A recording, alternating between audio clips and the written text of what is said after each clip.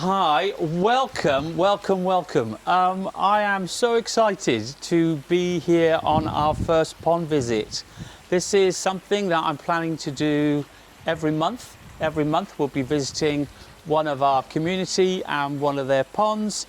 And today I am pleased to say that we are visiting Stuart's pond in Kempshot, which is near Basingstoke, which luckily enough is near where I live.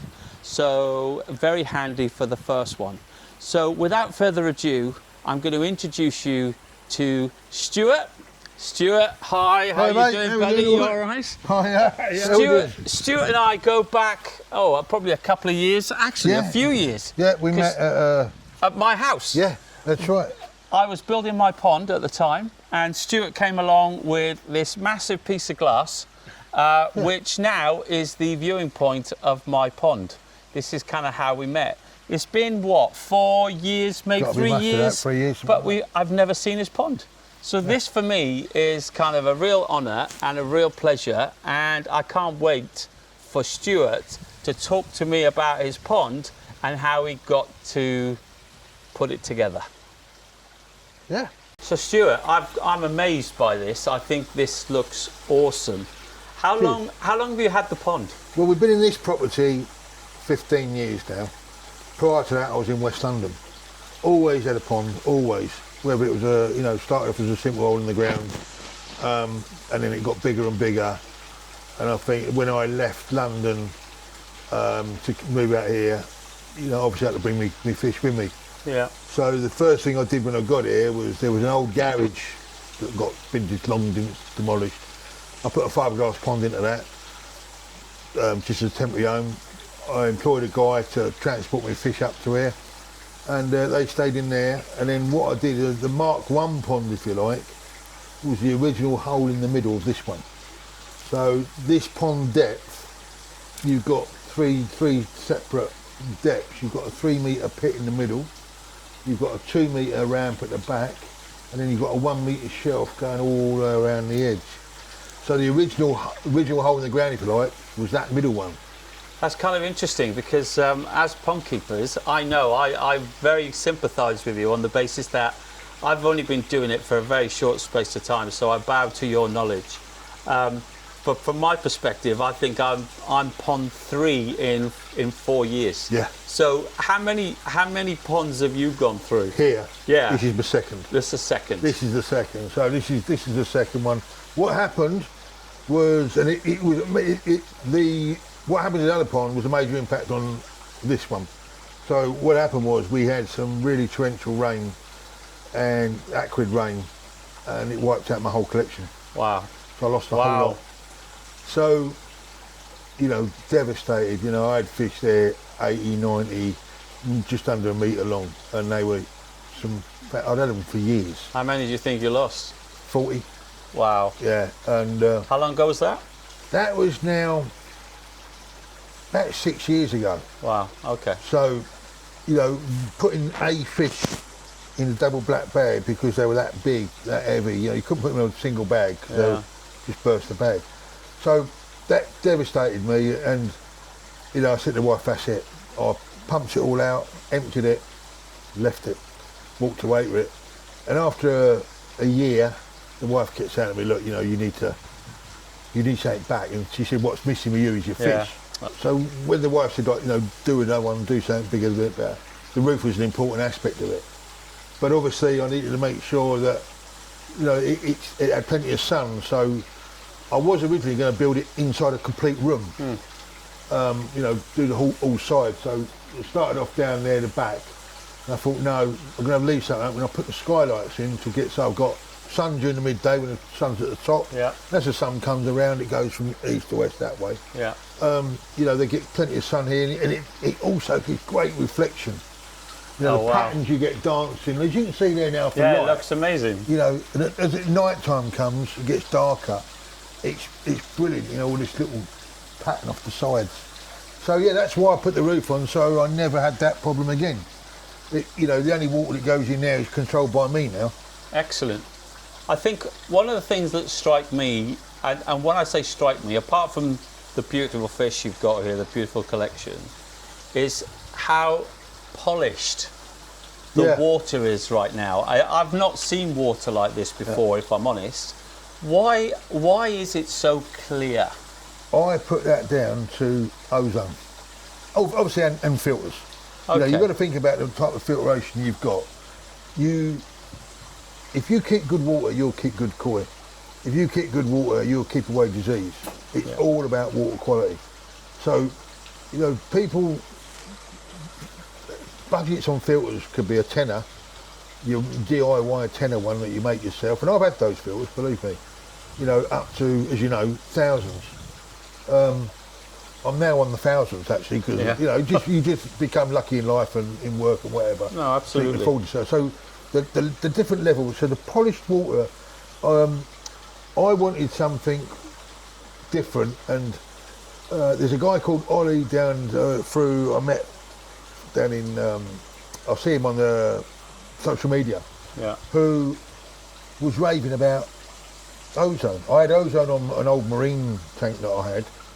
So explain to me, I have ozone, no kind of... Ozone, what it basically is, ozone you get in swimming pools, you know, and what it does, it's, if you imagine oxygen as being two molecules, you put an ozone molecule into the water, it splits them.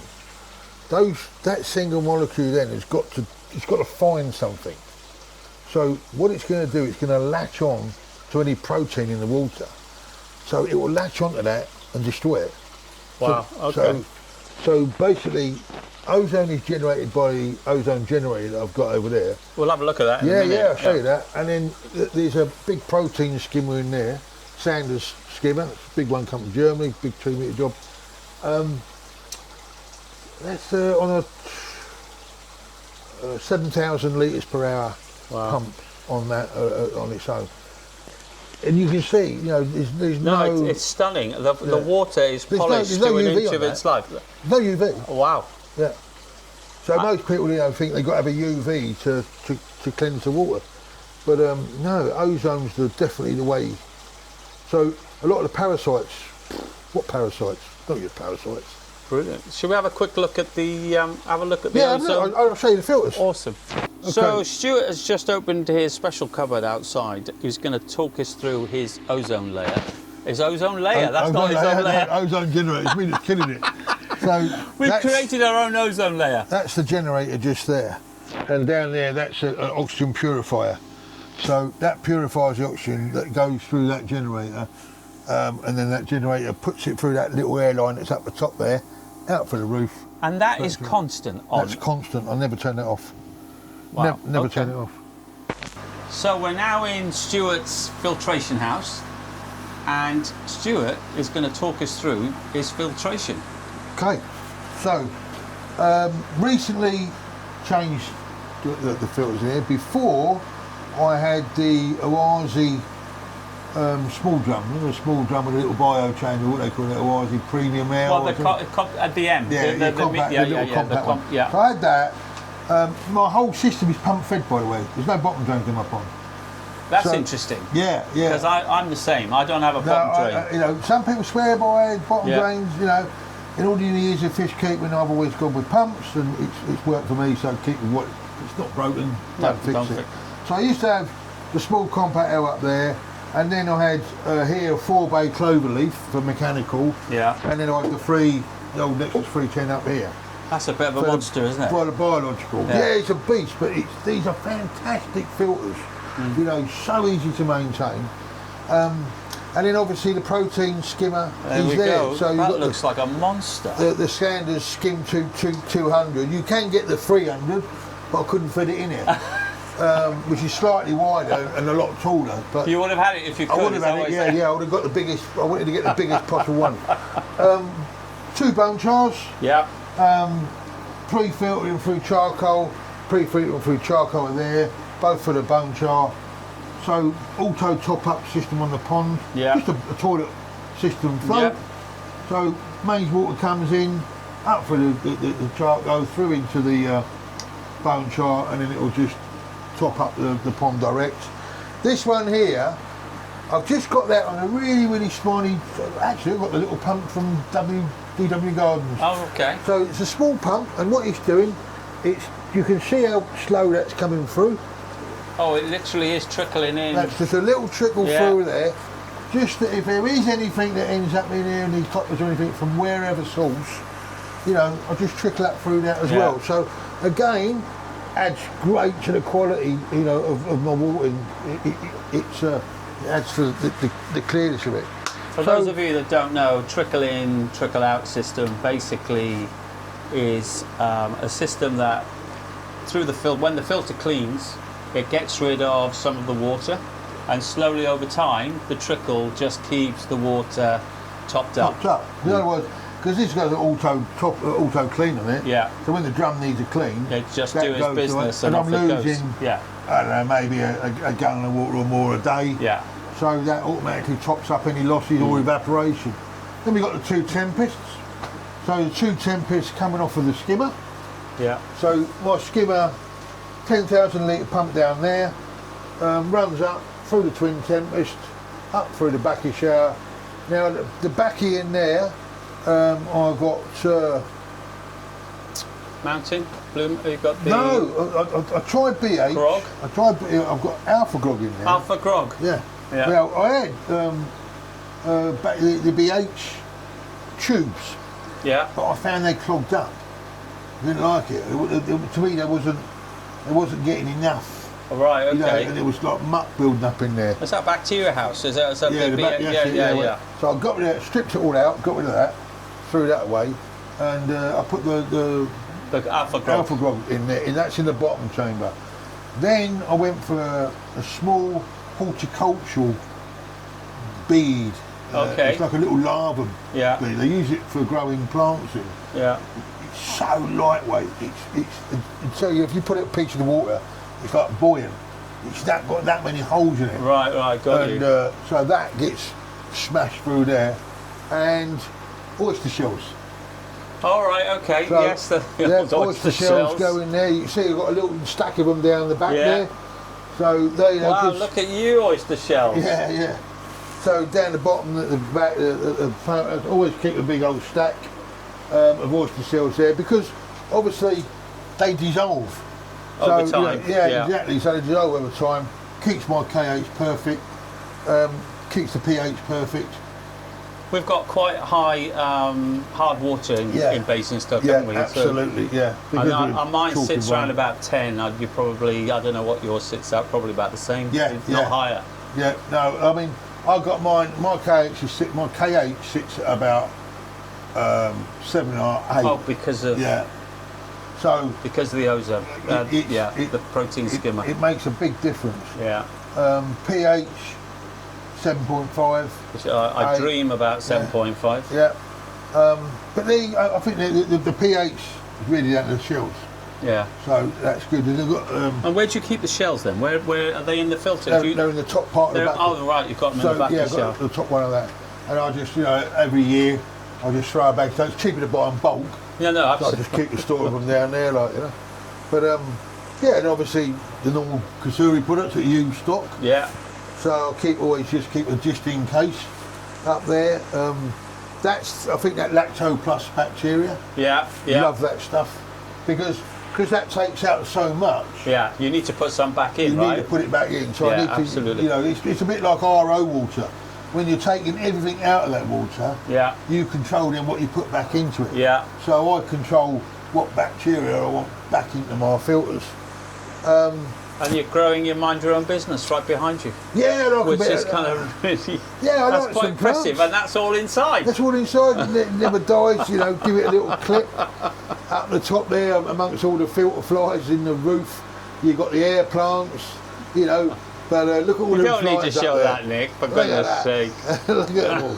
I don't know. You just can't get rid of them things. I just call it filter flies. He's a good guy. Aeration system. So really Brendan, nice guy. Brendan? Brendan, yeah. Yeah. So I got that from him, the manifold. Yeah. There's air bars in there, so I've got 1, 2. He made me some corner bars. Oh, right, nice. Because what I didn't want was the air bubbles coming up in front of the... screen. And in front of the window. So I got a corner bar and a corner bar, and then I moved them down into the He did exactly the same for me. Yeah, So it's good. I've got it right round the pond, and I've also got it down the middle. See, So I've got so much water flow. I mean, there's a 20,000. There's three. I've got two 20,000s and a 30,000 pushing all this water through here. So let's talk a little bit about food. I mean, everybody wants to know what everybody feeds their fish. What is it that you feed your guys with? Well, I feed mine. Here we go. They're thinking food time. Look, they heard the word food. Yeah. So I do a 50-50 at the moment, 50-50 split, Socky Hikari growth and Socky Hikari colour. I'm lucky enough to be able to afford it. You know, it's expensive food, you know it is. Yeah. It's not the one that I've always used. I've tried other foods, but to me, there's no waste and the appetite. Let me throw a handful in and see what you watch what I mean. That'd be great. Should I stand back now? I think you Unless you should. wanna I get think wet. he's going to bring food. We're going to get wet by the look of it. Here he comes. So here it comes. So always, you know, they get the same amount. I've got my scoop. Here you go, boys. Have a bit of that. Look at this.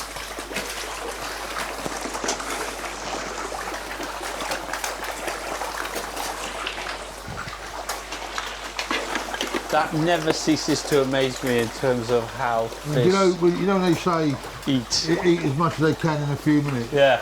Well, you watch. I'd love to see that last a few minutes. You know, it never lasts a few minutes. They scoop it. They love it. You know, and as well, you know, if you've got good fish, good healthy fish, you know, you can bring them up. Look. Yeah. You know, I can hold that they fish. love it. He loves. You know, they love you because you're giving them a good old diet. You can hold your fish, feed your fish. You know, stroke your fish. That's all part of the fun, isn't it? Yeah. You know. Do you ever go in? Have you ever been in? I have. Have you? Have you? Of course you have. Yeah, when we had the hot weather, I was sat in there with them. Like it was great. I mean, you know, I'll keep this bit of wire here, but this is just a bit of fishing wire. But you know, I've got little hooks here. Oh, And brilliant. the beauty of that is, if you've got any mates, you just detach it and then hook it back on again. So it keeps the herons out. It's the only problem anybody's got around here is probably herons. But you can see there, look, that's nearly all gone now. So I've got a final question before I thank you for letting us into your amazing kind of pond. And you're going to hate me for it because it's like me asking you which is your favourite child. Yeah. So tell me which is your favourite child. Which is my favourite child in here. Do you know what? I've got a Ginrin shower in here. This one here. I've got a soft spot for that fish there. Lovely. Oh wow. That's a lovely quality Ginrin on there. Why? What's so special about? Well, look how inky black that No, is. it's beautiful. But I mean, is there a story behind it? No, there's not. There's stories behind some of them. There's another fish in here. It's got a good story behind it. It's from the old pond. When that got wiped out, there was absolutely nothing left. So the pond's got shut down. So the missus said, "Oh, you know, get some." And there it is there on cue. Yeah. That one there. Yeah. If you look at the scar on it, Yeah. so that scar there, somebody said to me, "I've got a problem with the cord. We come and have a look."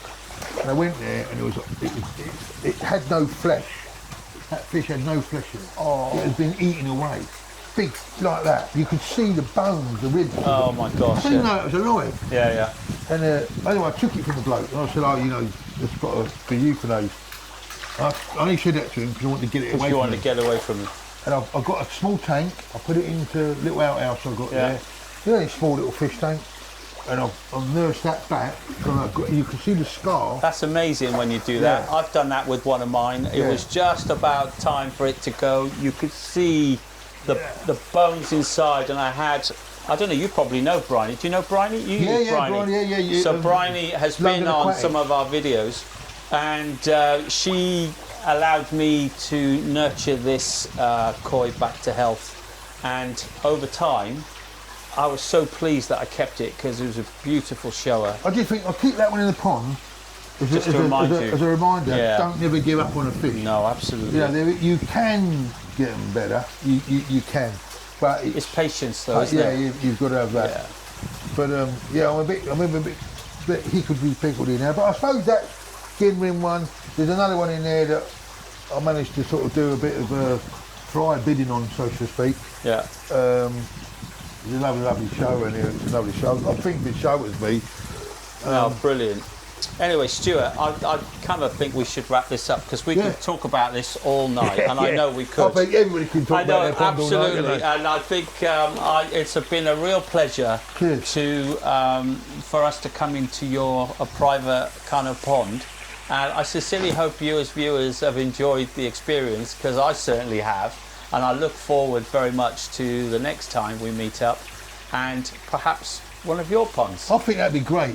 I think that'd be great, you know, going around seeing people's ponds. Because everybody wants to talk about their pond. Absolutely. And it does have to be one like this. It's the easiest job in the world for me. I just like to listen to other people talking. Look at that one talking. over there. Look at that little one over there. I'm as proud over that one as I am as this one. Off you walk into the distance. Yeah. Look at that one over here, look. Keep walking. Look. That's a lovely ending. That looks awesome, doesn't it? Look at this. Right, so You eat some food. Watch, see if we can get them up, right? All right. This is the fry from the pond. It looks so good on the camera, look. It does, doesn't it? All of that, with that lighting, it just looks so nice. Look at that, look, this is Okay. that's Sarky. Yeah, yeah. Right, let's see if I can get them up down there now. Come up. Normally it's first thing in the morning, these ones. They're always They're fed thinking, here. what's going on? It's not even Yeah, morning. yeah, exactly, they'll be like that. But watch some of these come up. Let's sniff that out. This is fry. You got fry in Yeah, here. yeah, yeah, well, this is... Yeah, they start coming up now, watch. Oh, there we go. Look at them. That's me fry. They look really good. Did you get those from New No, Forest? That's out of that. What? You're doing your, that's you're that, doing my your own. ones. Yeah, that's mine. All different sizes, all So different how colours. are you doing that then? Are you putting brushes in I've and just stuff? chucked the Are you brush in here,